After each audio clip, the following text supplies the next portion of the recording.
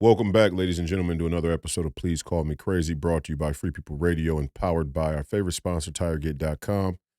That's TireGet.com. You have to buy tires from somebody. You might as well buy them from us and help fund the movement, help support the movement. We believe in the freedom of movement, and that's exactly what the establishment wants to take from you now. I am your host, Royce White, here in the belly of the beast, Minneapolis, Minnesota, episode 157. I hope you all are enjoying the radio show if you got a chance to listen to it on the John Fredericks Radio Network. The first week, the soft launch was last week. Today, we continue on the journey. This coming Saturday. Oh, I'm sorry. Update. The Royce White Show on Real America's Voice will be premiering on February the 3rd. So we have a few minor things that we have to get in order behind the scenes to produce that show properly. But that's going to be premiering on February the 3rd. So be ready for that. If you have Real America's Voice, the app, or if you're on the radio stations or involved in their ecosystem, then you'll see it naturally. If not, you should go download Real America's Voice, the app. I'm sure that will give you access to the War Room and a bunch of the other great content and people that they have a part of Real America's Voice Network.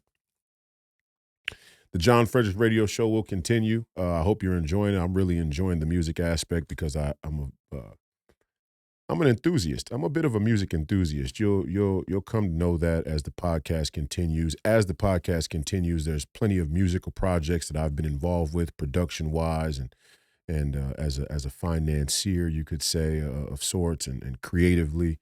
So I play certain instruments, and then I'm very familiar with musical production.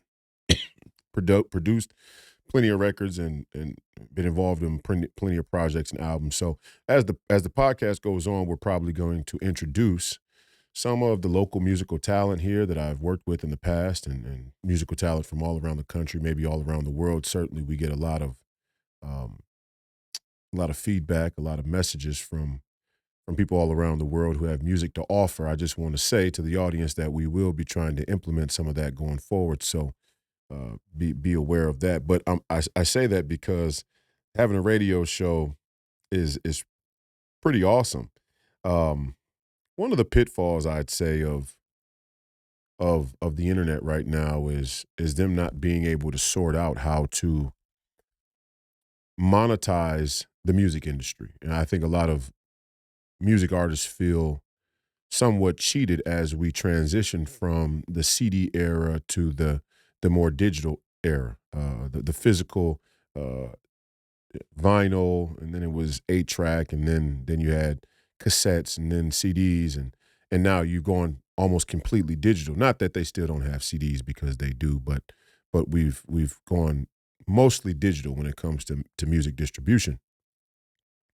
And I think the industry is having a tough time trying to uh, say accurately, but even more so fairly measure the way that music is distributed, and thus how the artists are compensated for the amount of downloads, let's say, versus back in the day it was radio spins.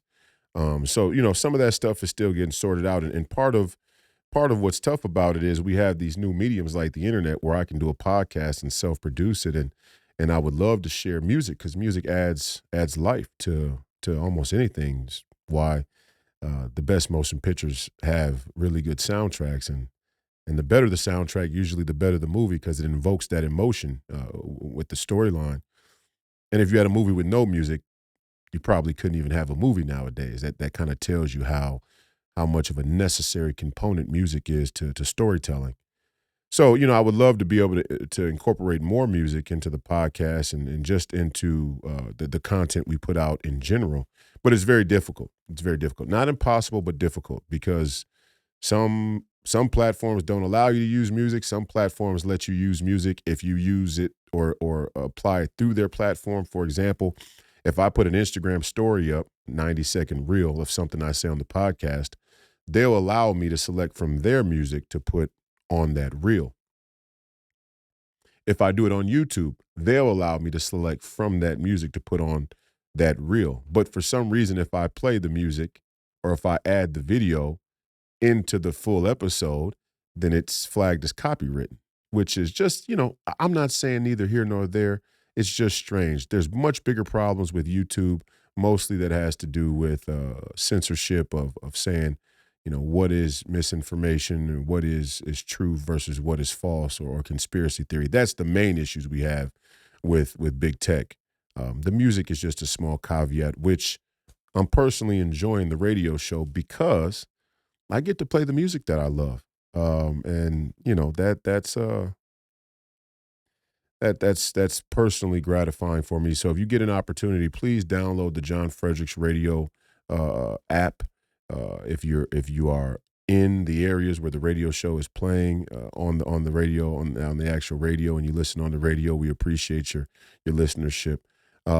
We will be posting the radio shows to the Royce White USA YouTube channel in the coming week. We did a few things so that we're just not posting audio with a picture. We made it fun. It's got, an audio visualizer. It's got subtitles. It's got the date and time so you can easily keep track of what show it is because we do it daily. So it's easy to get mixed up, but we want people to be able to know where they are and sequence. Can't play the music. Can't play the music that we play on the show on the radio, that we play on the show on the radio in the YouTube playback. So if you want to hear it in its full, total experience radio wise, you're probably gonna have to listen on the app, or you're gonna have to go and actually listen on the radio.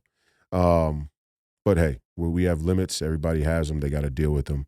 We'll deal with it accordingly. Maybe on Rumble they'll allow us to put the music into it, and I'll look into that. So this thing is getting big, and we're happy you're here again for another episode. We appreciate you on this Monday morning, and we got good news from the front. We're going to get into the show. I want to be somewhat quick today, but we're going to get into the news from the front. We got good news and bad news from the front, let's say. Good news is Donald Trump has held strong in his lead as the Republican candidate for United States president in the 2024 election. So that is, that's something to be optimistic about. Do I think Donald Trump is the perfect candidate? No. Do I think Donald Trump has flaws? Yes, we all do. Do I think that Donald Trump is much better than Joe Biden? 100%. I think that's become almost a widespread consensus in some sort, of some sort. And even where people who vote Democrat or don't like Donald Trump disagree, they wouldn't even disagree that Donald Trump's a better option than Joe Biden. Increasingly, we see that to be the case. Now, they may vote Democrat anyway, just out of pure loyalty or in my opinion, indoctrination. But the evidence is pretty clear that Donald Trump would be a much better option than Joe Biden. In politics, in many cases, is a by comparison sort of measure, right? A measure by comparison in politics. And so it's troubling. It's troublesome to try and measure or judge people individually when we're talking about politics, because everything is drawn by comparison, right? Are you better than the person you're running against? The same goes for me with my Senate campaign here in the state of Minnesota against incumbent Amy Klobuchar. So more and more people are starting to acknowledge that Donald Trump would be a better choice for a number of reasons. And even more recent news, we had a number of other Republican candidates drop out of the field. Vivek Ramaswamy dropped out of the presidential race, giving his endorsement to Donald Trump and vowing to support Donald Trump on the campaign trail after campaigning with all of America First policies and views, to be honest. So that was good news from the front. In the last 24 hours, Ron DeSantis has now dropped out of the race. And I think it's very important what Ron DeSantis did. Now, I can't speak to whether it was 100% genuine or not, because when we're talking politics, you can never know how genuine somebody's words are, let alone their actions or the strategic moves they make. It would seem to me on face value that Ron DeSantis tried to somewhat outflank Donald Trump on the moral claim of many America First policies and worldviews.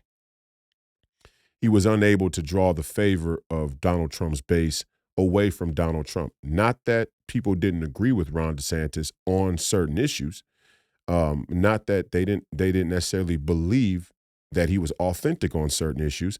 It was more so that Donald Trump is viewed and kind of heralded as an American political icon because of the amount of resources and energy that have been spent to take him out, to keep him from being an option. And the American people, and this is a sign of optimism for the American people, for our nation, that our nation understands our citizenship. You know, I'd say in a spiritual sense, that we understand the spiritual implications of our citizenship, where we're offended. You know, intuitively, we are offended when our elites, our political governing corporate elites, financial elites, try and take options away from us. That they want to try and rig the game and say, we're not even going to let you pick. Right? There's something in the history, the DNA of American citizens that is offended by that notion. And so it's not so much that people disagree with Ron DeSantis or don't like him. Personally, I don't like him, and where it matters, I would strongly disagree with him on some things. But that's not really the issue. The issue is that Donald Trump has been targeted, and it speaks volumes how he's been targeted by this establishment. And it sort of says, it sort of sort of clarifies the field for a lot of us, because in common sense, you have to believe if he wasn't a danger to the status quo, which we all agree is corrupt, which we all agree needs to change, if he wasn't a threat to that status quo, they wouldn't spend any time trying to take him out. They would just take him out. I mean, they're not even, let's be transparent here. We are dealing with powers that have no problem dropping a bomb, 700 miles away, 1,000 miles away, 2,000 miles away. They got no problem killing people. They got no problem killing people that don't look like them, people that do look like them, people that believe in the same God, different God, no God. They have no problem killing people. They have no problem killing people very publicly. So, I mean, they could just try and take Donald Trump out literally. Um, he's that would only make things worse. Turning Donald Trump into a martyr would only make matters worse for him, because you got people like me who would never relent, who would never stay quiet about that type of corruption, wickedness, treason, and they'd have to kill us too. And it goes on and on and on. That's part of the reason why Jesus Christ became the figure that he did. And you could say there was a lot of genius in the journey of Christ, in the grand design of God. There was a lot of wisdom in the journey of Christ, in that not only the spiritual and metaphysical wisdom, and the grace and love that was shown to mankind, which really dwarfs this sort of subsequent political point I'm going to make, but subsequently, the fact that Jesus became a martyr helped spread the doctrine of Christianity, and the fact that people continue to be persecuted for and in the name of Christ only increased, the interest, the intrigue of the Christian message, of the Christian ministry. And so I'm not comparing Donald Trump to Christ. That's that's ridiculous. But God did make each and every one of us, and God does have a plan for us. And right now, it would seem that in God's plan for Donald J. Trump is to fight the corruption of this establishment. And to that we say amen. And we don't need to compare Donald Trump to Jesus Christ. But what I will say is if they decide to kill Donald Trump to stop him from changing this status quo, it will only make matters worse. It will only make matters worse. Making Donald Trump a martyr will only make matters worse. So what they're trying to do is they're trying to publicly discredit him. They're trying to publicly assassinate his character. And even furthermore, they're trying to legally discredit him and assassinate his character. They're trying to legally make him persona non grata and take him off the board as an option for leadership. And we see it clear as day. And the problem with it is that the problem now that they're having is they actually think all of you are dumb. And in many ways, we rise to the occasion. We, the people, rise to the occasion and show there is a certain level of self-sacrifice we are unwilling to rise to commit to in our own life that would really expose the wicked and corrupt for who they truly are. And then that's our own pitfall. But that yet and still, uh, collectively, I mean, there's so much corruption, there's so much wickedness, there's so much dishonesty that even the small amount that we are willing to trade our convenience back for freedom and sovereignty and citizenship, and to have a government that tells us the truth, even in that little bit, each and every one of us is willing to do. We're having profound advancement. And it really is a sign of optimism. Usually I come and I'm berating the audience, but I have to say this week I'm quite optimistic. And it's more so because I'm jacked into the zeitgeist and I can see the tide turning. I can see the wind starting to shift where people are at least willing to say, man, all right, this border thing is out of control. Okay. I mean, just from political, from a polarized, politicized culture here in America, there have been times over the last 2 years, 3 years during this Biden administration, where people will not admit that there's a problem at the border at all, in the interest of their own political party, their own political views, or their own political agenda. We're starting to see that change, and that's a good sign. Now, we take it with a grain of salt. A thing like the border is so obvious. It shouldn't take us to pull teeth in order for you to admit that there's a problem at the border. I mean, my God, that's that's obvious. But we live in times of fierce, staunch, passionate uh, polarization and political opinions and political worldviews and political indoctrination. People who think a certain way who never even thought it was appropriate or possible or acceptable to venture into a different way of thinking, a different way of looking at a thing.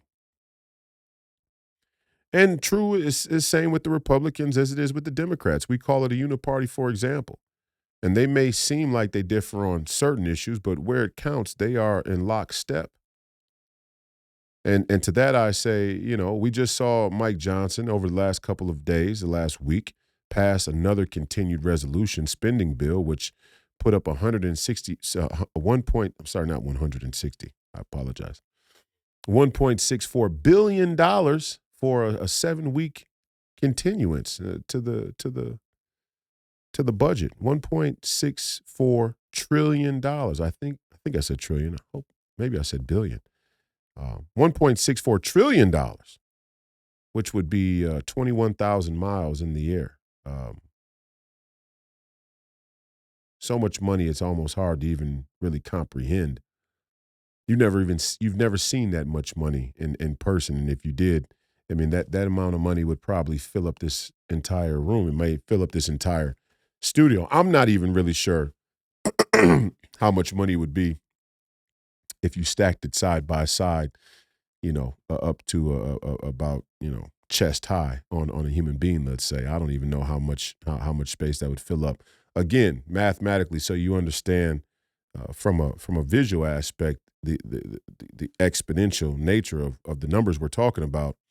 If you take $1 million in $100 bills, it'll be the height of a standard table chair. If you take $1 billion stacked up in $100 bills, it'll be as tall as the tallest building on earth. If you take $1 trillion in $100 bills and stack them up on top of each other, it would reach the United States Space Station. $1.64 trillion for a nation that's $33 trillion in debt is one word: incompetent. Incompetent, and you could even start to venture into the realm of treason. And you could say this is abstract, and this is where the Democrats have gone way off the reservation. They talk about January 6th, January 6th. This is an insurrection. This is a threat to democracy. This could have brought America to a screeching halt as we know it. But the Democrats, and obviously many of the Republicans, Mike Johnson being one of them, seem to have no real acknowledgement that an economic implosion of our nation could also lead to the end of democracy. Also could lead to the death of a nation. Also could lead to undermining the nation in a way that would, let's say, make it irredeemable. And so when I see the passion that is spoken about January 6th, and then I see the deafening silence when it comes to our economic situation, it's almost laughable. It is laughable. And it's the biggest insult to your intelligence because really they know that you are economically illiterate. They know the widespread that the masses that the widespread understanding of economics, of macroeconomics, is so poor. No pun intended. It's so um, underdeveloped that they can run that scam on you. That you'll be more you're more interested in gossip. You're more interested in the emotional wedge issues. You're more interested in the issues that are easy to get caught up in a conversation in your daily life, right? With your loved one, with your parents, with your coworkers, or what. It's easy to get caught up in those things that ring the bells that make the headlines.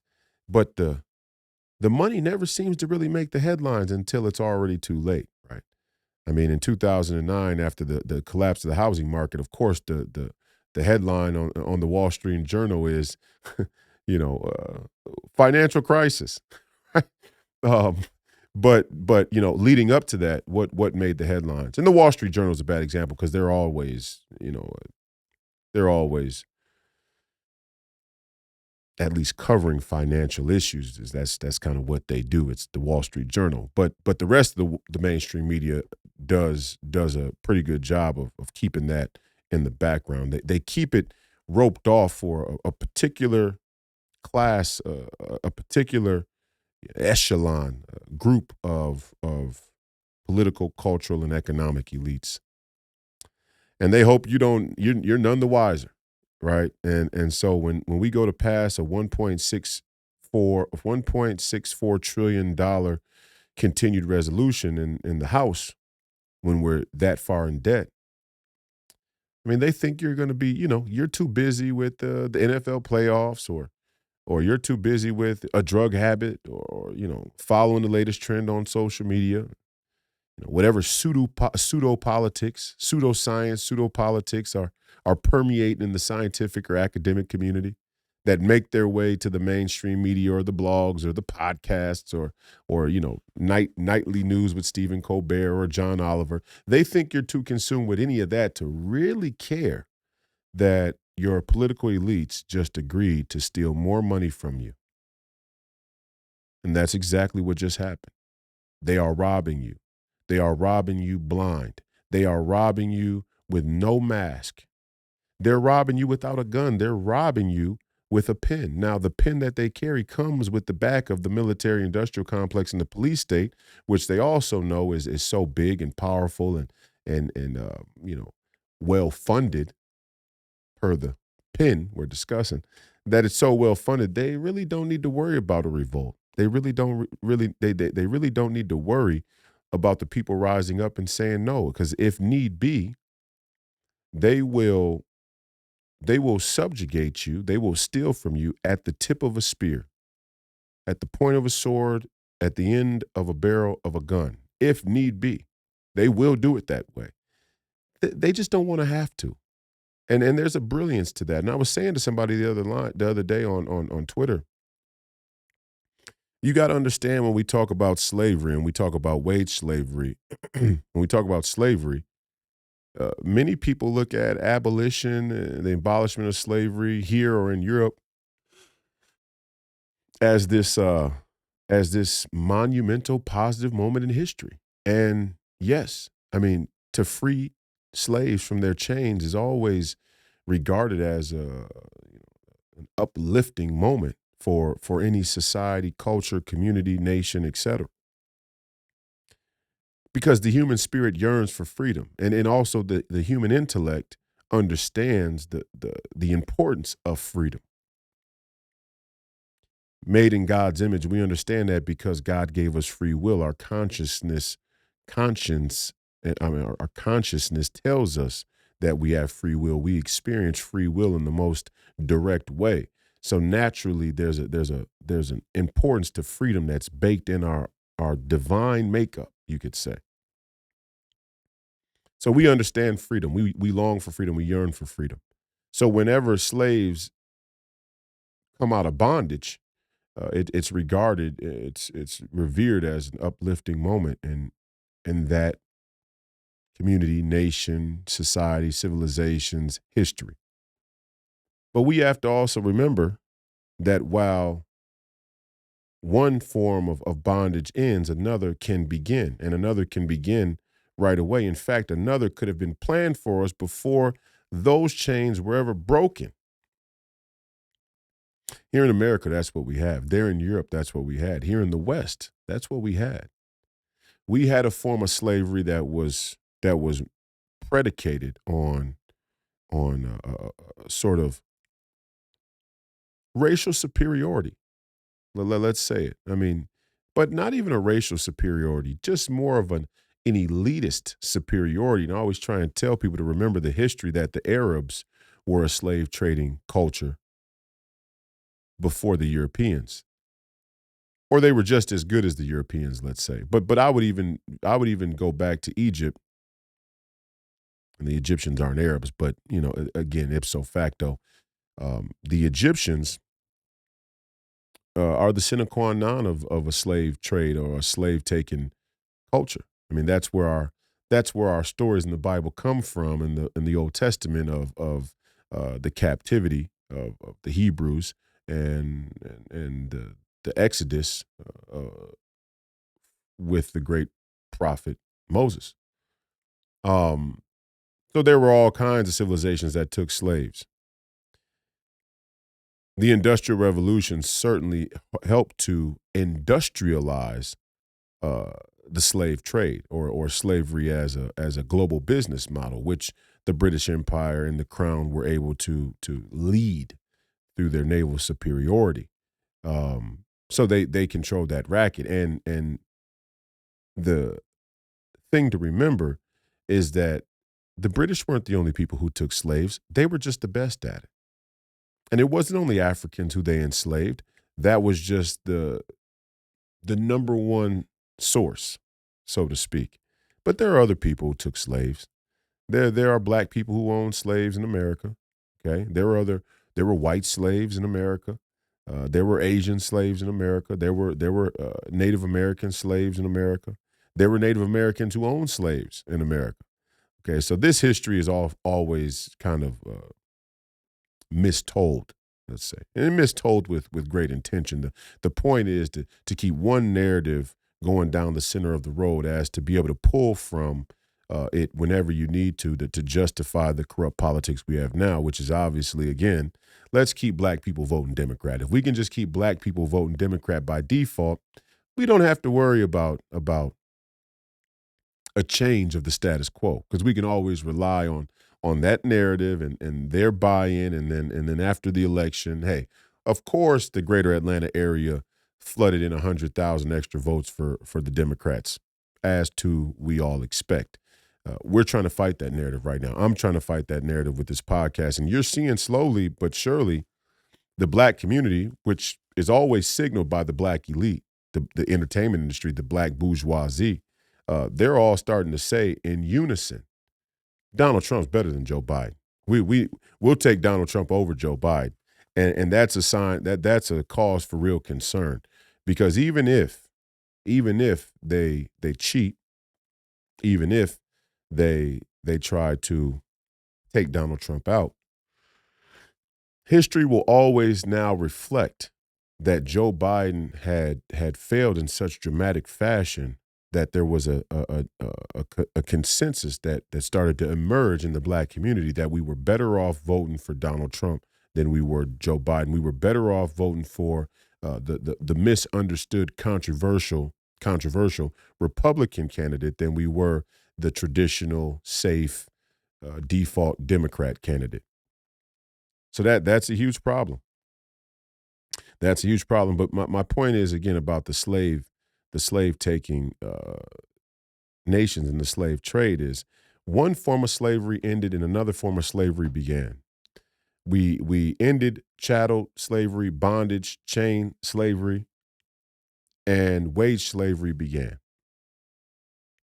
The wage slavery was to expand the business model of slavery from the crown that was somewhat constrained to African slaves, expand that business model well beyond this sort of subhuman racial superiority uh, dynamic. Why? Well, that's obvious.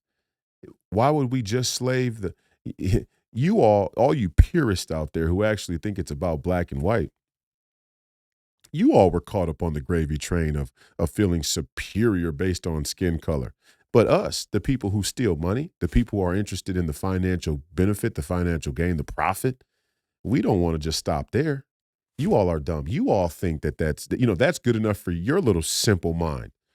But the way the money works, especially the way the money works at a global stage, a global scale, or international scale, we want everything we can get. That's part of the business model. Drugs, piracy, slavery. Okay. The piracy part, we want everything that's not tied down. And that is how our elites have operated for a long time here in the West. We've kind of become enculturated with that mentality. Some of what's gone so wrong with capitalism is an acceptance of that sort of piracy mentality.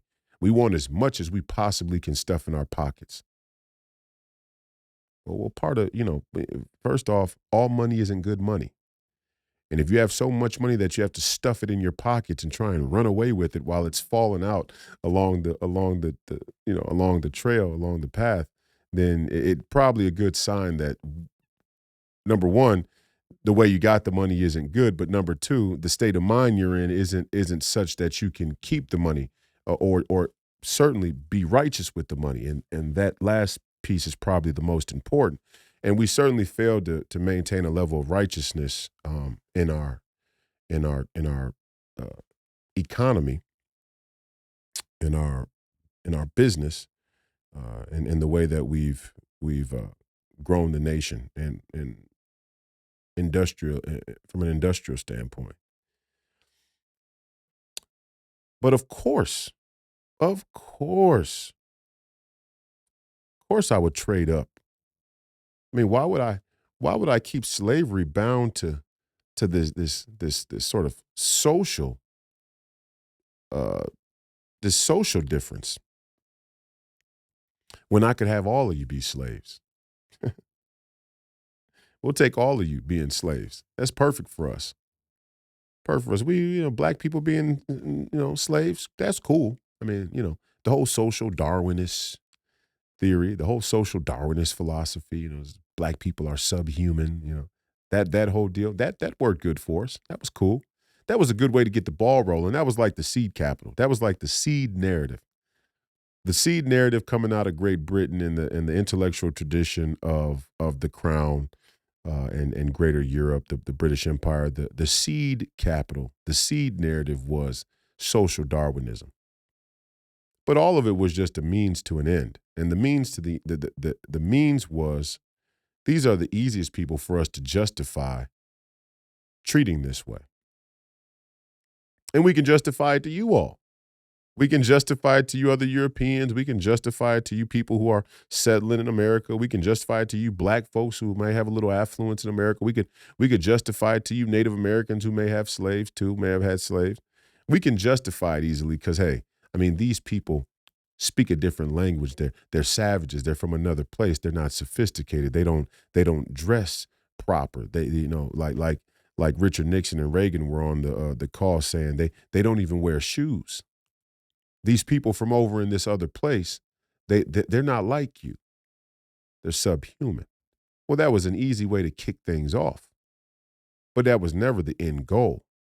The end goal was to slowly but surely justify slavery at a spiritual level, to get the people to accept slavery at a spiritual level.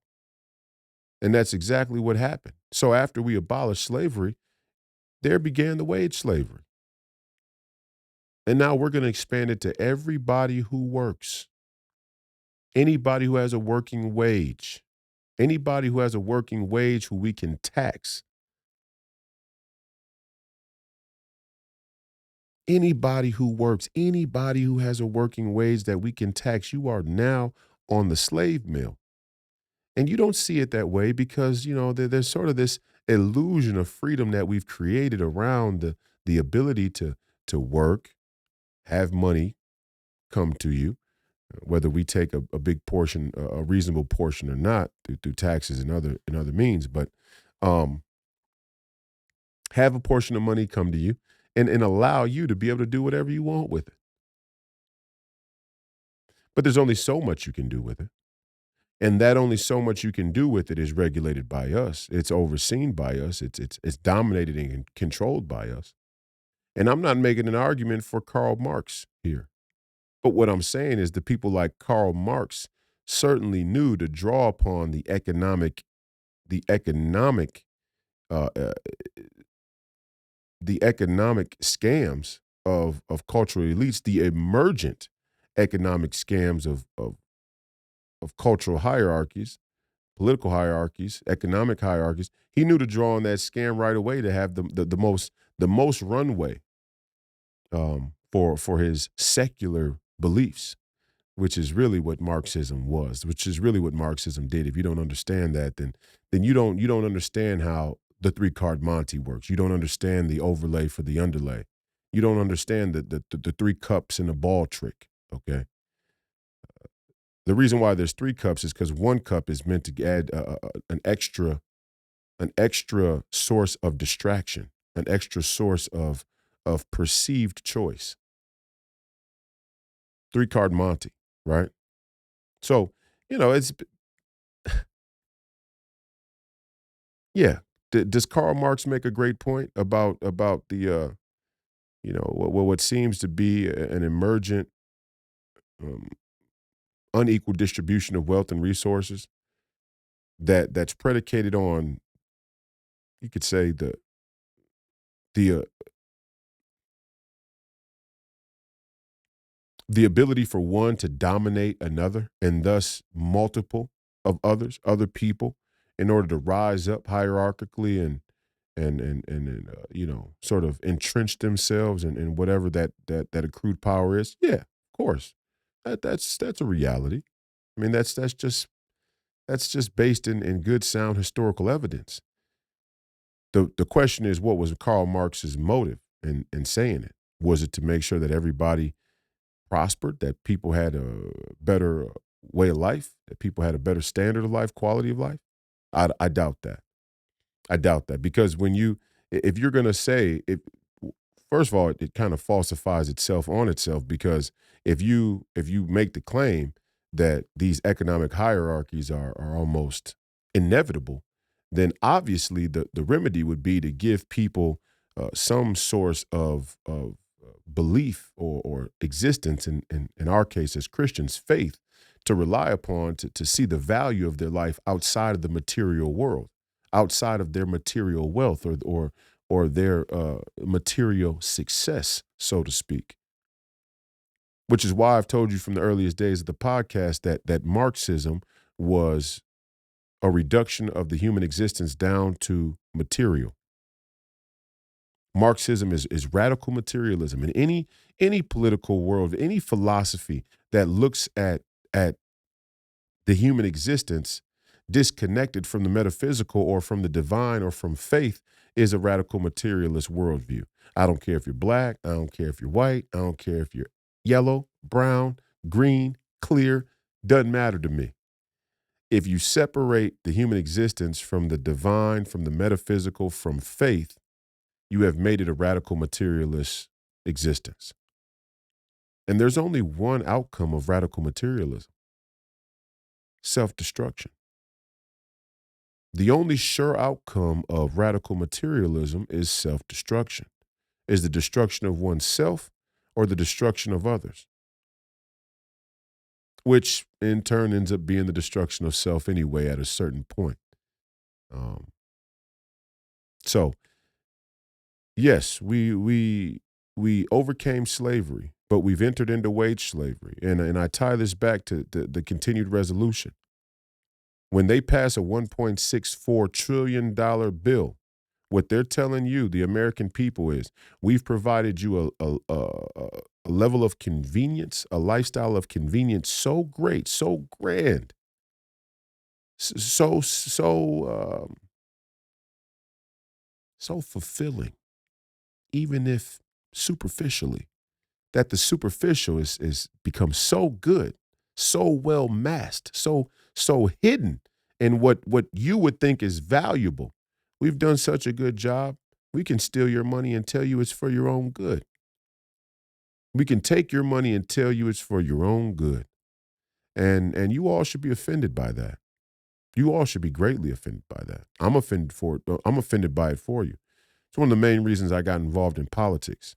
And it's why when I'm on Fearless with Jason Whitlock, you'll hear me talk about the financial scams, the three-card Monte, the Ponzi scheme, the Federal Reserve, things that people, I don't know, it's not interesting enough for people, I guess. I don't give a fuck if it's interesting or not. I mean, the only thing I'm here to do is tell you the truth. And if we want to talk about politics, then follow the money. And if you follow the money, you end up at a $1.64 trillion continued resolution spending bill of your political elites who basically say, we know how to spend your money better than you do. We know what you need. And we vote for them to represent us. And then that's the other side of the coin and much of it's on them, but a lot of it's on us. A lot of us don't even know that we're being robbed. A lot of us don't. And here's a cart before the horse, chicken before the egg. Who's more to blame? I don't know. I don't know. I understand. I understand the counter argument from the people, from we the people. The counter argument is these elites use knowledge, use information, use skill and expertise to rig the system of learning in a way such that that we the people wouldn't know the necessary things to properly combat their schemes. And a lot of that is true. There's a reason why economics is not a real central focus of mandatory educational curriculums. And when I say economics, I'm not talking about how trade works or I mean the way that our economic system works, the way that the economics works from a political standpoint. Don't get me wrong. I mean, they have political science class. It's usually an elective.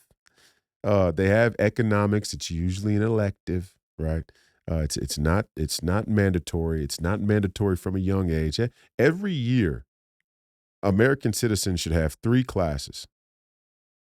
3 classes should be mandatory requirements for all American citizens. Civics, American civics, how the civic process works, civic duty. economics, and politics, political science. I mean, I guess you could say the civics and the politics could maybe be one class, but in some cases even not. I'd say American civics. I mean, there's what it means to be a citizen and your rights as a citizen. Then there's how politics work, okay? And then there's the economics. I think all three of those should be requirements, should be required learning for American citizens. One, for us to safeguard ourselves from ourselves or safeguard ourselves from enemies that are domestic, let alone foreign. But that's not the case, and that's not by accident. And if you think that the educational system in this country is constructed the way it's constructed by accident, all you have to do is look at the common consensus in your American political campaigns that says you can't speak to American citizens above a fifth grade reading level. When you write, what do they call it? When you write your materials, um, your information that you send out for your campaign, whether it be email or whether it be the stuff that you take door to door, when you write that material, you're not supposed to write above a fifth grade reading level. Well, how did that happen? How are we required by law to finish 12 grades of schooling to get a high school diploma in America, but most Americans can't read beyond the fifth grade? I mean, what? And that's a huge gap now. And understand, I'm not making this up. This isn't made up. I'm not just saying the fifth grade arbitrarily. That is the number. I mean, where do you think "Are you smarter than a fifth grader" comes from?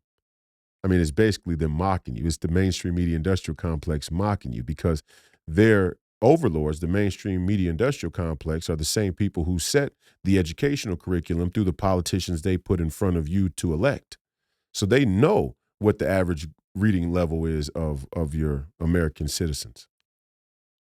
They set the game that way intentionally because it's easy to subjugate and conquer people who are dumb or people who don't know what they don't know. Let's not say you're dumb because some of these some people have very good common sense, very good spiritual insight, very are just naturally intelligent. But there are certain types of information, there are certain types of science, and economics is a form of science. Money uh, is a type of science. There are certain sciences, certain things that certain individuals have expertise in that we wouldn't know unless we know. We wouldn't know unless we had some specific familiarity with that domain of society. Now, many of us, because God gave us that sort of spiritual divine intuition towards what's true and what's not true, many of us intuit that something is dishonest about the way the money is being handled. But mostly it's because we just can feel we're getting screwed. I mean, you go and work and you come home and you check and you look at the taxes and you think to myself, okay, got to take taxes out because I live in the country. But then I go to drive to the grocery store and the road in front of my apartment building, which you probably live in an apartment building or duplex or condo or whatever it is, maybe your house, but the road in front of it is full of potholes here in Minnesota from the winter from a winter ago, 2 winters ago now, right? So I mean, there's a part of the human spirit that just can sense something is off, but that doesn't mean we know where to begin. And many of us think about economics in a personal and individual sense. We think about, how much money we pay for things, how much money, and we don't think about it in terms of the government spending money on our behalf. And that's where we have to come to. And then slowly but surely it's happening. And I'll tell you what, they bit off way more than they could chew from a PR standpoint with this Ukraine war. Black people are very offended by and should be very offended by the amount of money we've sent to the Ukraine for this forever war, this forever conflict we want with Russia. They bit off way more than they can chew with that PR, with that propaganda, because we don't care what your justification is. You know, Victoria Nuland and Keegan, we don't care what your Atlanticist, real politic, Henry Kissinger school of neocon, neoliberal world order. We don't care what your justification is. So, see, and that's part of the problem.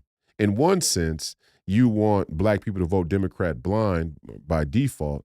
But in one sense, you want to undereducate the average American citizen so they won't know the difference between voting for a neoliberal, a neocon, and a globalist, which is not different at all. They're all three the same people.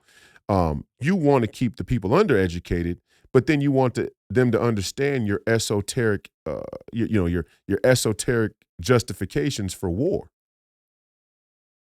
See, and that's where these people are going to fall all over themselves. And even more importantly, that's where these people are going to grow frustrated with you, the little guy, the American citizen, the everyday average working class American citizen. They're going to grow frustrated with you, and their impetus is going to be to enslave you, to imprison you, or to kill you. And you have to understand that is the modus operandi of the highest level global elite that we can hear talking today, out there on the stage or up at the podium. Their frustration with you, their sense of anti-human depopulation, it stems from them undereducating you for their own benefit and convenience, and then being mad at you because you don't understand their esotericism.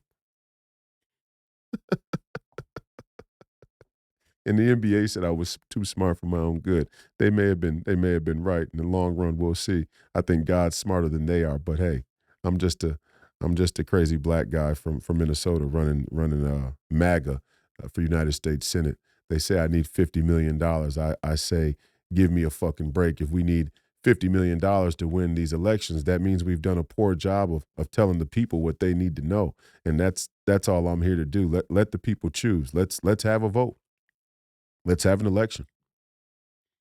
And if we lose, we need to do a better job of getting the message out, because one thing is for sure, the message isn't the problem. The message is ironclad. Now, there are a few people in there like Fuentes and some other, fringy guys who want to try and, dirty the message up or muddy the message up with a bunch of bullshit. But people aren't dumb. People get it. Black people get it. Black people understand. Look, you can tell me white supremacy is the boogeyman at the door, and I got to vote Democrat. I got to vote for you, white liberals, because those white Republicans are they're the KKK. They really don't like black people. And I start to think to myself, who doesn't like black people more? The people who are trying to take my right to own a gun, or the people who are trying to give me the right to own a gun? Hmm. Who doesn't like me more? The people who are trying to put less government in my private life or more government in my private life? Who doesn't like me more? The people who want me to spend less money on a war that really has nothing to do with my everyday life or my quality of life or my children or family or community, or the people who want to spend an infinite amount of money? And the people who want to spend an infinite amount of money are not just Republican or Democrat. They're both. That's the uniparty. But the only people who seem to be fighting against this norm, this status quo of endless, reckless, sort of psychotic, self-destructive spending is the MAGA movement. And if you don't want to call us Republicans, we're fine with that. You can say that MAGA isn't Republican. In fact, you probably need to get familiar with that framework.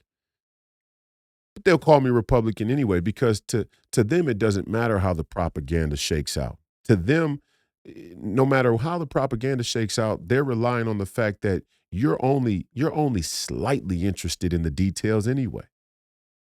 We don't have to spend a lot of time getting you to understand the nuances of America First conservatism and establishment neocon republicanism. We don't have to. You don't care about that nuance. That's their That's their go-to move. That's the source of their comfort, their reliability, their comfort in the status quo is that you don't really care about the details. The details matter. The details are all that matters. The devil is in the details. For all you Christians, you got to understand. The details are where the corruption is going to be of the body, of the mind, of the spirit. It's going to happen in the details. Satan is a wicked character because he's good at manipulating you with the details, in the details. That's why in the Bible, when it says you're not, when Christ says you're not only accountable for what you do, you're accountable for what you think. We have this kind of immature, post Renaissance Enlightenment secular view of the human mind and the human intellect that we aren't responsible for the things we think.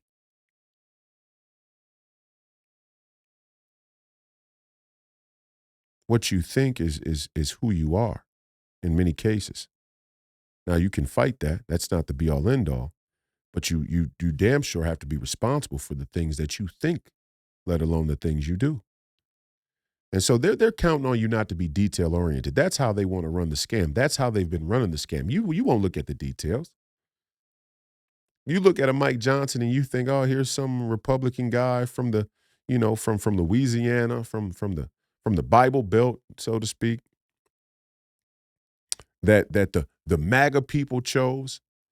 Meanwhile, he's out. And Mike Johnson's out. Motion to vacate. I'm saying it. Motion to vacate Speaker Mike Johnson immediately. And I said it back when Matt Gaetz, purged Kevin McCarthy from the House speakership. And everybody said, "Whoa, what's the plan? What are we going to do? What are we going to do? We're going to put another person up there until we find somebody who's actually going to represent the people's interests. If the next speaker has to go too, so be it. And the next one after him. Do we know that the deep state and the establishment are going to come to these guys and give them the ultimatums?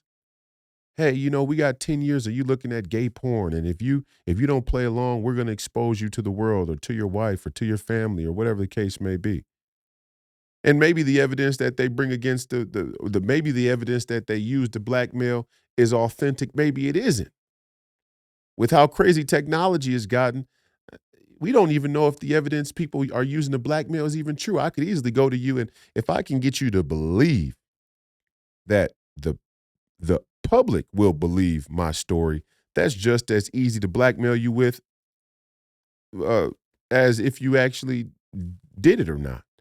If it's the perception of consequence that can be dangerous. And I'm not saying they blackmailed Mike Johnson with gay porn, internet history, or any of that. That's just a hypothetical.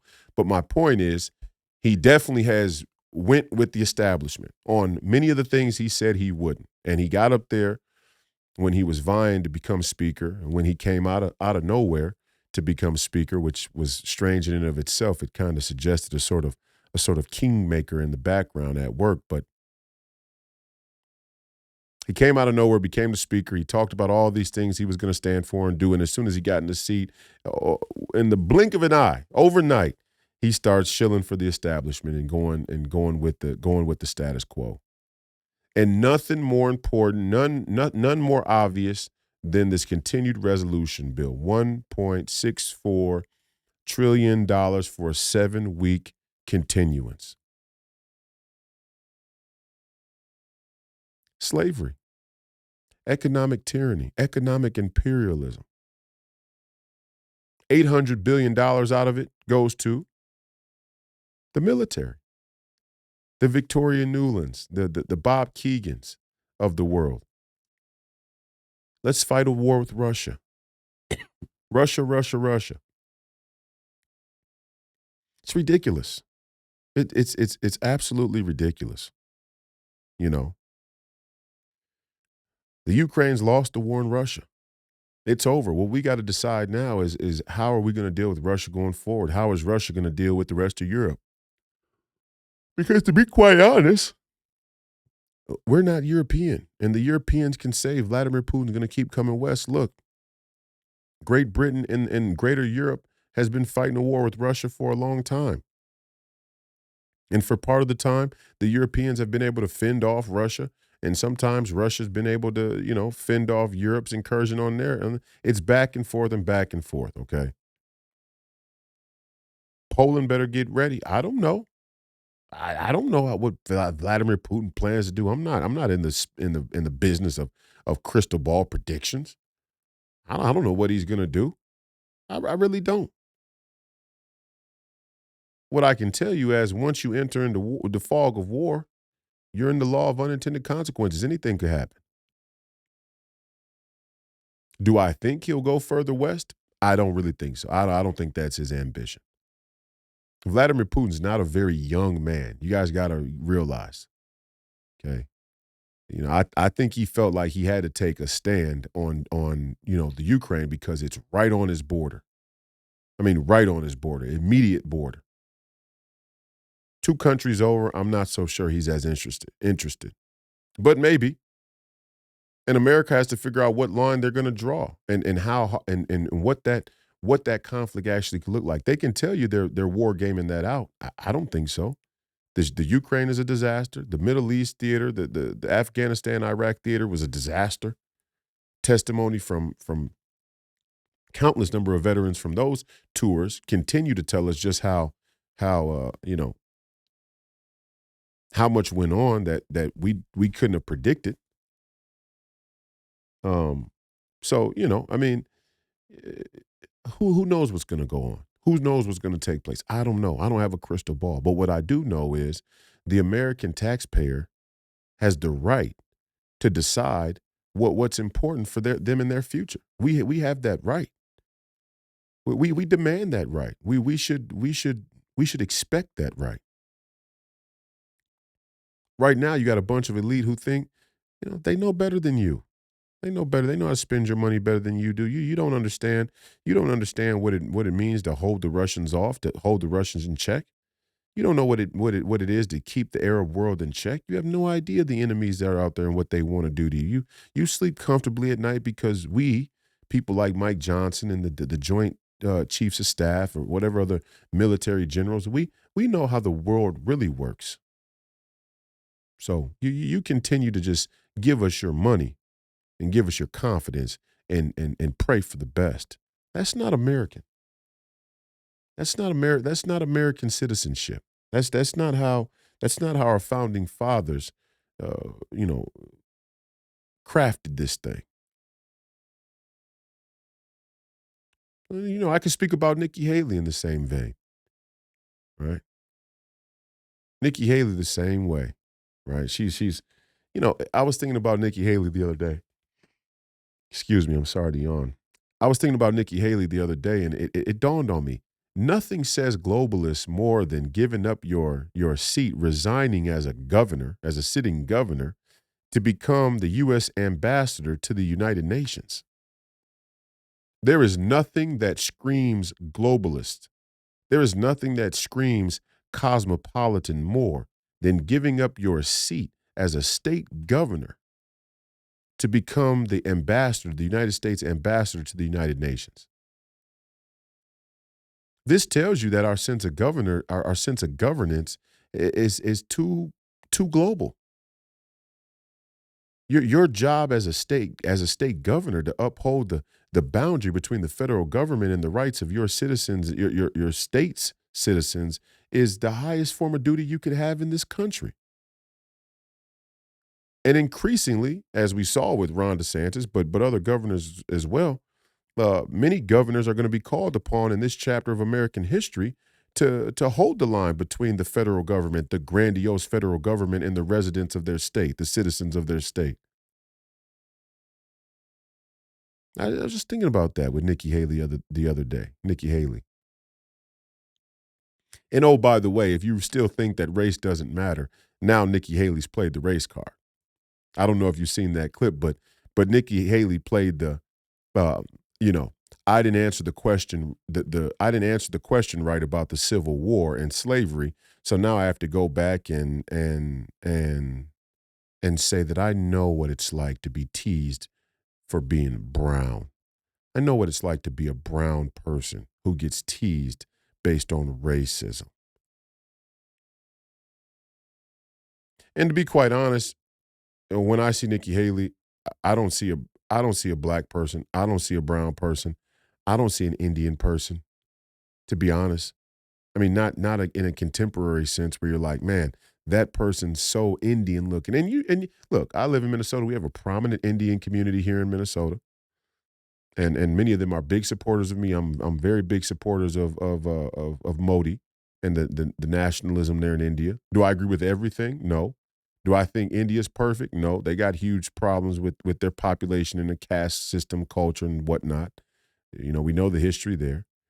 But I like nationalism, and I like anywhere in the world where their leaders have the balls and courage to promote and push uh, nationalism.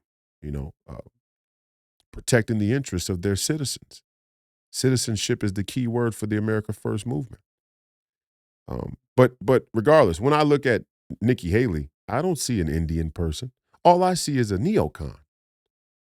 All I see is a person who's saying whatever she needs to say for political expediency. I don't think about race at all. It never even dawned on me that Nikki Haley wasn't white. And maybe, partly that's an indictment of me. I mean, even my own eyes from a cultural standpoint have been trained to look at people and maybe their facial features or the color of their skin and make assumptions about what ethnic heritage they have or what race they may be or whatever the case is. Yeah. I mean, even I can say that, I didn't realize Nikki Haley was from India or her parents were both from India. I don't know. Are they, in every, you could go to Mexico. There are people in Mexico. There are white people in Mexico. There are black people in Mexico. If you want to say it that way, there are people who are lighter skinned in Mexico. There are people who are darker skinned in Mexico. There are people in America who come from Europe. There are people in America who come from Africa. There are people in America who come from African heritage. There are people in America who come from European heritage, Russian heritage. There are people in America who are mixed with both. There are people in America who are mixed with all three, myself being one of them. I got African heritage, I have Norwegian heritage, I have Mexican or what they would say is native or indigenous heritage.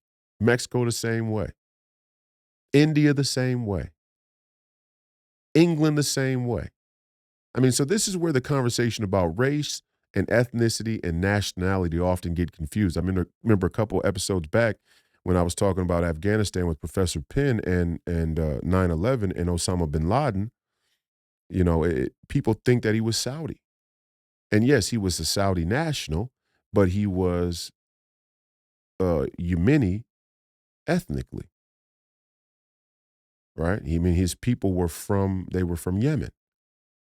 His family was from Yemen. He was a Saudi national. So nationality, ethnicity, and race is something that we shouldn't get mixed up, but we don't even have to really. I mean, that's not even what's really important. That whole lexicon of thought is more intended to be WWE distraction. And Nikki Haley's showing you, oh, I know what it's like to be an oppressed, teased, racially targeted brown person. Oh, Nikki Haley, give me a break. Give me a break. What growing up in where were you oppressed, Nikki? Give me a break. I mean, what kind of scam is it that you would it's just- what else could I even say about it? I mean, if that isn't laughable on face value, then I don't even know if you probably don't have a sense of humor. Just unsubscribe from the podcast because we probably don't think in the same in the same tone.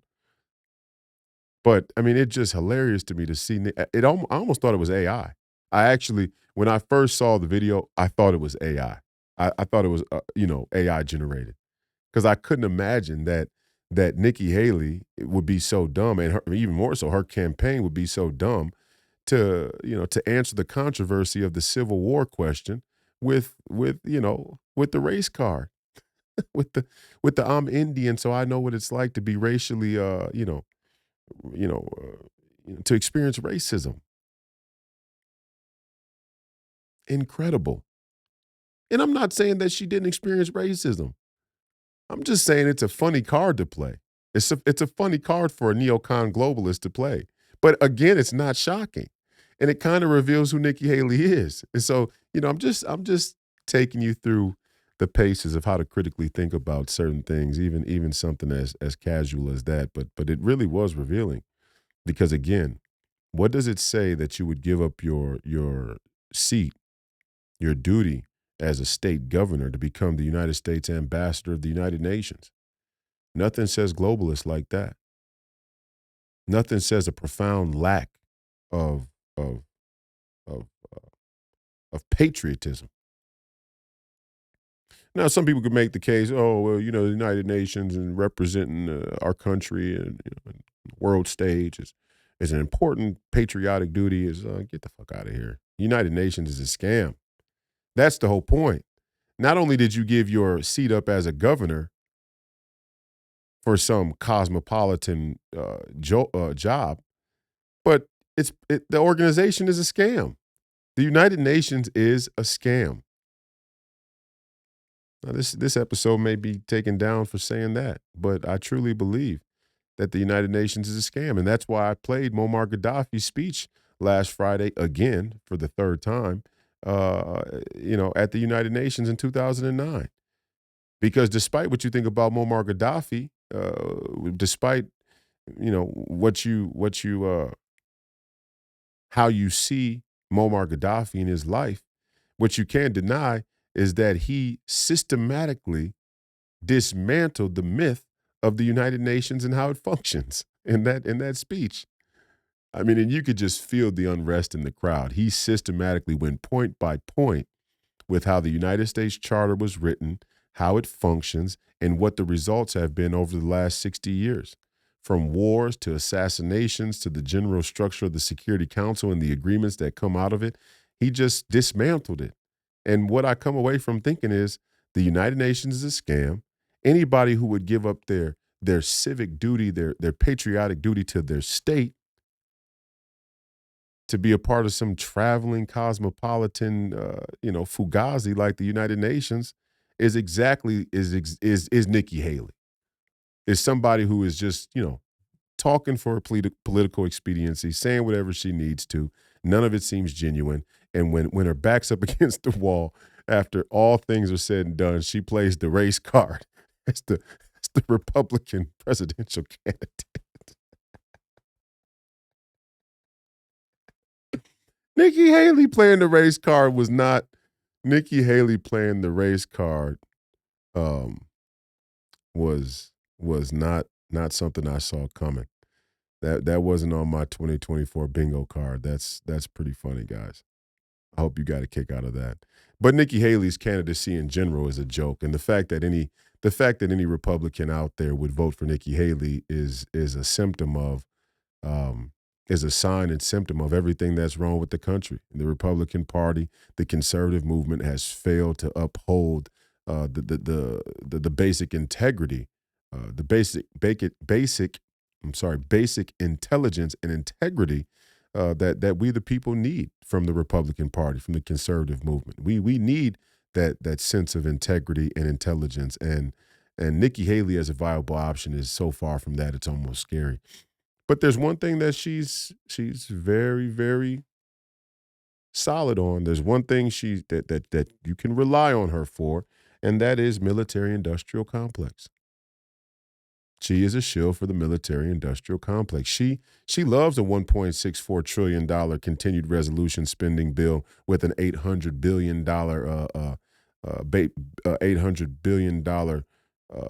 split for the military. That's right up her alley. You know who else does is Amy Klobuchar. The three have so much in common. Nikki Haley, Amy Klobuchar, Mike Johnson. The only difference between the three is Mike Johnson's actually, cuck enough to actually try and pass himself as being MAGA, trying to pass himself as being America first. The other two are staunch anti-America firsters. And there again, you see the three-card Monty. I think that's the takeaway for today's episode, right? Episode 157, Mike Johnson and the continued resolution bill for $1.74 trillion. The federal government and your political elites are stealing your money hand over fist. They're robbing you blind. Nikki Haley, Amy Klobuchar, and Mike Johnson are the contemporary American three-card Monty. Signed, sealed, delivered. Yours truly, Royce White. Um, Scarier news is we are intensifying in the war or military conflicts around the world, whether it's there in Yemen, you see more conflict coming out of Lebanon. There's huge movement there in Iran. Iran supposedly has threatened to or has in the last week moved a warship of theirs into the Mediterranean, I believe. I don't think it was the Red Sea. I think it was the Mediterranean, which is not a good sign. And it would seem we are headed for a collision course with Iran any day now. It could be really. And I don't say that to try and fearmonger. It just seems like the situation is at that level between us and Iran. And you have to think that Iran's first stop is definitely going to be Israel. It would shock me if a preemptive attack, I mean, well, yeah, you could call it a preemptive attack from Iran wouldn't be Israel. And so, we find ourselves trying to answer the questions that I asked on October 7th, a few months back, when the attack from Hamas happened on Israel is what have we actually done to the Jews in Israel, where they've been placed, how we've handled our international relations. Um, have we left them as cannon fodder in this regional conflict? Maybe not. I mean, maybe Israel. We nobody knows what anybody else has. That's the other thing we got to get clear about. We don't really know what Iran has. We say we do, but like I said on October the 8th, if you can't see Hamas roll up to the wall of Israel with front loaders with 5,000 rockets, I have trouble thinking that you have good enough surveillance to know the full capacity of Iran's military. So, maybe we have some idea, but I don't think we know exactly what they have. I kind of think Iran has a nuke. The way that they're talking, the way that they're moving around, either they have a nuke or we're actually paying them to do this. Somebody with some some analog in our own government and our own political elite, or maybe a more organized global uh, political elite, are actually underwriting what Iran is doing to some greater end, which is scary, and but it wouldn't shock me. But if not, if they are acting independently, I kind of think they got a nuclear weapon because they're kind of puffing their chest out a little more than you would expect. And I also think there may be some other people that are behind Iran that won't say it publicly, but have promised their support in private. So we'll see how that all shakes out, and maybe it's all just one big circus to distract us.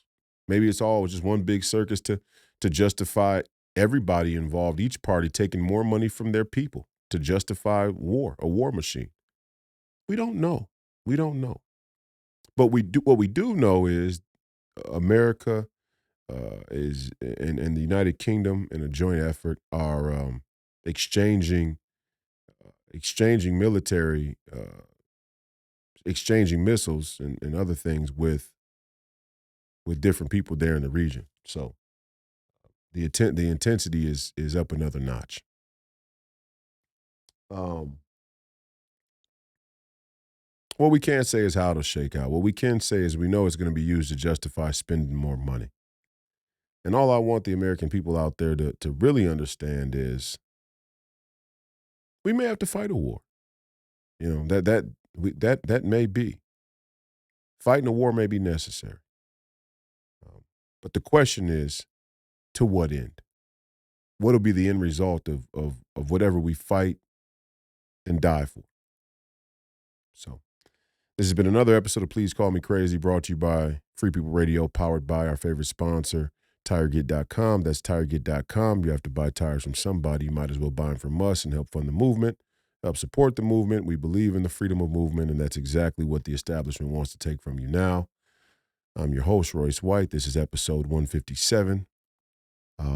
If you can, go to freepeopleradio.com. There you can find out where you can watch and listen to the podcast, as well as follow us on social media. You can also go to freepeopleradio.store, buy merchandise from the podcast. Go to roycewhite.us for Senate and see what we're doing there in the Senate campaign against Amy Klobuchar. Really all we're saying is border, Amy. Talk about the border. Border, border, border. I challenge Amy Klobuchar to a public debate. We'll see if she responds to that. Of course, with her incumbent, deep blue stronghold on her Senate seat, she probably doesn't see it necessary to come down from on high and debate the young black politician who has already been deemed crazy by the Washington Post and other accredited and well-established publications. But we'll see. Other than that, you can listen to the radio show on the John Fredericks Radio Network Monday through Friday, 8 p.m. Eastern. And you can continue to see us on Monday, Wednesday, Friday at 9 p.m. Central. Real America's Voice, The Royce White Show, premiering on February the 3rd. That's it for me. The fight continues. Don't die a jerk off. And as always, Godspeed.